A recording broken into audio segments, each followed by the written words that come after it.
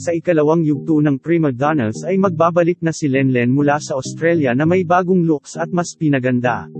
At sa wakas ay muli nang makukumpleto ang Prima Donnas. Samantala ay tuloy na nga ang pag-iibigan nina Jaime at Lilian, habang si Ruben ay magpapasyang magbakasyon muna at magpakalayo-layo upang mas gumaling sa kanyang sakit. At dahil nga matagal na nawala si Lenlen ay ikukwento ni Mai at Donabel ang lahat ng mga nangyari habang wala ito. Hihingi na rin ng kapatawaran si Brianna kay Lenlen sa mga nagawang kasamaan nito noon. Sa simula ng kwento ay magiging masaya ang pamilya Claveria dahil wala nang masyadong mga problema at kumpleto na sila sa wakas.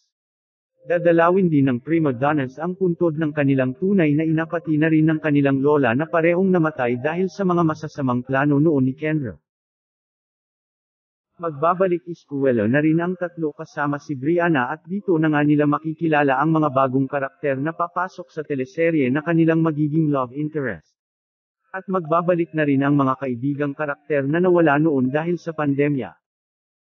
Samantala ay magigising na rin si Kendra Mula sa pagkakakomatose at syempre tatakas ito upang hindi makulong at pupunta sa kanyang mga natitirang kakampi.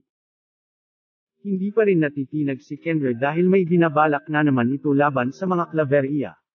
And this time ay mayroon na siyang mga bagong mga kakampi na tutulong sa kanyang mga masasamang plano.